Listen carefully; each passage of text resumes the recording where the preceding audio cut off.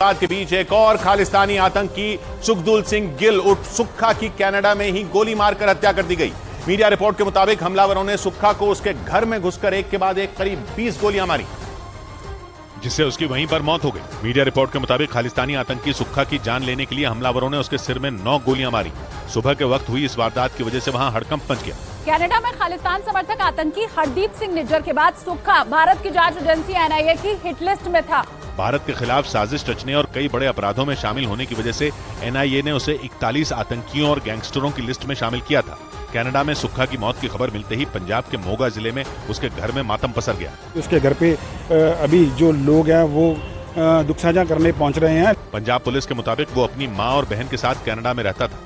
Canada में 18 जून को खालिस्तानी आतंकी निज्जर की हत्या के बाद ये दूसरी बड़ी वारदात है। सुक्खा की हत्या के बाद भारत की जांच एजेंसियां भी अलर्ट हो गई, क्योंकि सुक्खा पिछले 5 साल से भारत की जांच एजेंसियों के रडार पर था। पंजाब पुलिस के मुताबिक भारत में कई बड़ी वारदात को अंजाम देने के बाद वो फर्जी दस्तावेज की मदद से कनाडा भाग गया था और वहीं पर छिपकर भारत विरोधी गतिविधियों और अपराध को अंजाम दे रहा था। पंजाब पुलिस के मुताबिक सुखदुल सिंह गिल उर्फ सुक्खा का जन्म पंजाब के मोगा जिले में हुआ था।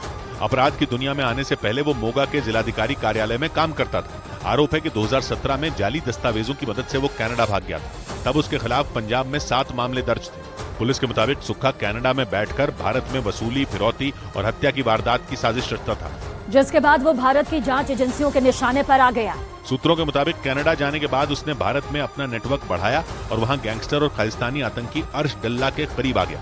अर्श डल्ला आतंकी हरदीप निज्जर का राइट हैंड था, जिसकी वजह से उसने डल्ला के साथ मिलकर केटीएफ यानी खालिस्तान टाइगर फोर्स के लिए काम करना शुरू कर दिया। लेकिन इस मामले में नया मोड़ तब आ गया जब गैंगस्टर लॉरेंस बिश्नोई ने खालिस्तानी आतंकी सुक्खा की हत्या की जिम्मेदारी ले ली। लॉरेंस बिश्नोई ने फेसबुक पर इसे लेकर एक पोस्ट भी की, जिसमें उसने इस हत्याकांड की जिम्मेदारी ली। इसके अलावा इस पोस्ट में उसने दूसरे गैंगस्टरों को भी जान से मारने की धमकी दी। गैंगस्टर लॉरेंस बिश्नोई ने सुक्खा की हत्या को उसके कर्मों की सजा बताया। लॉरेंस ने इस पोस्ट में बम्बिहा गैंग का भी जिक्र किया। लंबे वक्त से लॉरेंस गैंग और बम्बिहा गैंग की दुश्मनी चल रही है। मीडिया रिपोर्ट के मुताबिक गैंगस्टर और खालिस्तानी आतंकी सुक्खा को कनाडा में बम्बिहा गैंग की जिम्मेदारी दी गई थी, जिसका जिक्र लॉरेंस बिश्नोई ने भी अपनी पोस्ट की पहली लाइन में किया। पुलिस सूत्रों के मुताबिक पंजाबी गायक सिद्धू मूसेवाला की हत्या के बाद लॉरेंस गैंग और बम्बिहा गैंग के बीच टकराव और ज्यादा बढ़ चुका है और कई बार दोनों गुटों के बीच गैंग वॉर की खबरें सामने आई। लेकिन पुलिस सूत्रों के मुताबिक गैंग वॉर का ये सिलसिला पंजाब से निकलकर कनाडा तक पहुंच गया है, क्योंकि दोनों गैंग के कई गैंगस्टर कनाडा में पनाह लिए हुए हैं। सुक्खा की हत्या के बाद लॉरेंस की फेसबुक पोस्ट को भी इसी से जोड़कर देखा जा रहा है और इसी वजह से पंजाब में गैंगस्टर गोल्डी बराड़ के गुर्गों को पकड़ने के लिए पुलिस ने उसके कई ठिकानों पर बड़ी छापेमारी की। पंजाब पुलिस ने कई जिलों में एक साथ तलाशी अभियान चलाया और इस दौरान फिरोजपुर, मोगा, तरनतारन, बठिंडा और अमृतसर में कई जगहों पर पुलिस ने छापेमारी की। टोटल 44 जगह रेड्स की है फिरोजपुर पुलिस ने। पुलिस के मुताबिक गोल्डी बराड़ के करीबियों के सैकड़ों ठिकानों पर इस कार्रवाई को अंजाम दिया गया, जबकि खुफिया एजेंसी सूत्रों ने पाकिस्तान की खुफिया एजेंसी आईएसआई ने कनाडा में सुक्खा की हत्या करवाने का दावा किया। सूत्रों के मुताबिक खालिस्तानी आतंकी हरदीप सिंह निज्जर की हत्या के मामले में दोनों देशों के बीच बढ़े तनाव का फायदा उठाने के लिए आईएसआई ने साजिश रची और कनाडा में रह रहे गैंगस्टर सुक्खा को मरवा दिया। खुफिया सूत्रों के मुताबिक भारतीय एजेंसियों को शक है कि आईएसआई ने कनाडा में भारत विरोधी खालिस्तानी मूवमेंट को हवा देने के लिए सुक्खा की हत्या करवा दी, ताकि भारत और कनाडा के बीच रिश्ते और ज्यादा खराब हो जाएं। क्योंकि दोनों देशों के बीच खालिस्तानी आतंकी हरदीप सिंह निज्जर की हत्या पर कनाडा के प्रधानमंत्री जस्टिन ट्रूडो के वहां की संसद में दिए गए बयान पर पहले ही तनाव बढ़ा हुआ है। दोनों देशों ने एक दूसरे के राजनयिकों को बाहर का रास्ता दिखा दिया। इस बीच खुफिया सूत्रों ने यह भी दावा किया कि कनाडा में खालिस्तान समर्थकों की मदद के लिए आईएसआई ने जमकर पैसा बहाया। कनाडा में पढ़ने वाले छात्रों को पैसे का लालच देकर भारत विरोधी गतिविधियों में शामिल कराने के आरोप भी आईएसआई पर लग रहे हैं और खुफिया सूत्रों के मुताबिक खालिस्तानी आतंकियों के मुद्दे पर पाकिस्तान सोशल मीडिया के जरिए भारत के खिलाफ साजिश रचने में जुट गया। भारत की छवि खराब करने के लिए उसने सोशल मीडिया पर भारत विरोधी कैंपेन तक शुरू कर दिया, ताकि 18 जून को कनाडा में हुई खालिस्तानी आतंकी हरदीप सिंह निज्जर की हत्या के लिए भारत को जिम्मेदार ठहराया जा सके। खुफिया सूत्र बताते हैं कि भारत को बदनाम करने के लिए पाकिस्तान अलग अलग नाम से हैशटैग का इस्तेमाल कर रहा है। जांच के दौरान सोशल मीडिया प्लेटफॉर्म ट्विटर पर भारत विरोधी टूल किट मिली, जिसमें बार बार कनाडा एक्सपेल्स जैसे कीवर्ड का इस्तेमाल किया गया। मतलब भारत और कनाडा के बीच जारी इस विवाद में पाकिस्तान घी डालने का काम कर रहा है, ताकि दोनों देशों के रिश्ते और बिगड़ जाएं। खुफिया सूत्र ये भी बताते हैं कि जिन अकाउंट से भारत विरोधी अभियान चलाए जा रहे हैं वो सभी अकाउंट अगस्त में ही बनाए गए हैं। इस बीच खुफिया सूत्रों के हवाले से खबर मिली कि खालिस्तान के आतंकी कनाडा में अब नेता बनने की फिराक में हैं और इसके लिए वहां गुरुद्वारों पर कंट्रोल की लड़ाई तेज हो गई। माना जा रहा है कि खालिस्तानी आतंकी सुक्खा की हत्या के पीछे भी यही वजह है। इसलिए आशंका जताई जा रही है कि नेता बनने के चक्कर में कनाडा में फलने फूलने में लगे खालिस्तानी आतंकी एक दूसरे के खून के प्यासे बन जाएंगे और कनाडा के 2025 में होने वाले चुनाव से पहले वहां कुछ और खालिस्तान समर्थक मारे जा सकते हैं। इसके लिए आतंकियों की कोशिश कनाडा के गुरुद्वारों पर पैठ बनाने की है, क्योंकि कनाडा में मौजूद गुरुद्वारों का वहाँ की राजनीति पर अच्छा खासा असर है, जो कि चुनाव में जीत पक्की करवा सकता है। इसलिए कनाडा में गुरुद्वारों पर वर्चस्व की लड़ाई दो धड़ों में छिड़ी हुई है। एक गैंग रिपुदमन सिंह मलिक का है और दूसरा हरदीप सिंह निज्जर का है। रिपुदमन सिंह मलिक की पिछले साल हत्या हो चुकी है और हरदीप सिंह निज्जर अभी जून में मारा गया। सुक्खा हरदीप सिंह निज्जर के गैंग से ही जुड़ा था।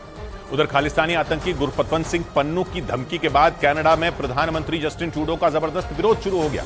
उनकी पार्टी के सांसद ने खालिस्तान समर्थकों पर कनाडा में हिंदुओं और सिखों को बांटने का आरोप लगा दिया और सरकार से खालिस्तानी आतंकी गुरपतवंत सिंह पन्नू पर एक्शन लेने की मांग की। कनाडा में भारतीय मूल के सांसद चंद्रा आर्य ने कनाडा में रह रहे हिंदू समुदाय के लोगों से शांत और सतर्क रहने की भी अपील की। सोशल मीडिया प्लेटफॉर्म ट्विटर पर उन्होंने एक वीडियो ट्वीट करके कनाडा की सुरक्षा एजेंसियों को अलर्ट किया और सुरक्षा बढ़ाने की मांग की। चंद्रा आर्य कनाडा के प्रधानमंत्री जस्टिन ट्रूडो की लिबरल पार्टी के नेता है। खबर है कि खालिस्तानी आतंकवादियों के प्रति अपनी हमदर्दी दिखाने वाले ट्रूडो का उनकी ही पार्टी में विरोध शुरू हो गया है।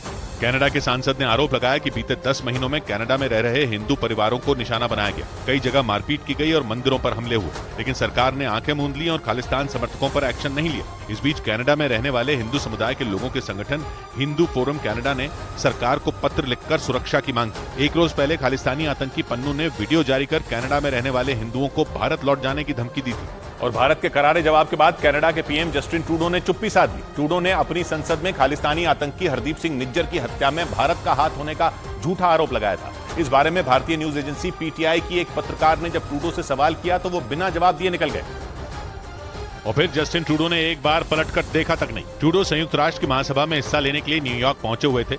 वहां उन्हें देखकर पीटीआई की पत्रकार ने उनसे पूछ लिया कि उन्होंने अपनी संसद में भारत पर जो आरोप लगाए उन्हें भारत ने खारिज कर दिया। Prime Minister, India has rejected your allegations. मगर ट्रूडो जवाब दिए बिना चल दिए, उनके मुंह से एक शब्द नहीं निकला।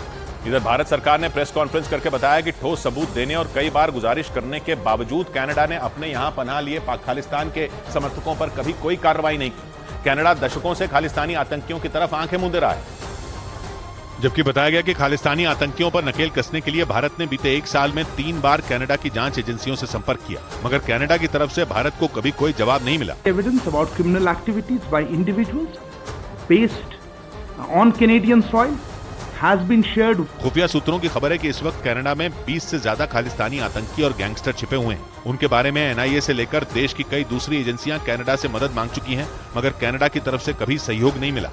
और ट्रूडो के लगाए झूठे आरोपों के बाद भारत ने कनाडा से आने वाले लोगों के लिए वीजा सर्विस को सस्पेंड कर दिया। कनाडा में भारत के लिए वीजा जारी करने वाली कंपनी ने अपनी वेबसाइट पर इसकी जानकारी दी और बताया कि भारत की ओर से कनाडा के लिए वीजा की सेवा अगले आदेश तक बंद कर दी गई। जिसका मतलब यह हुआ कि कनाडा के जो लोग वीजा लेकर भारत आना चाहते हैं उनके आने पर रोक लगा दी गई।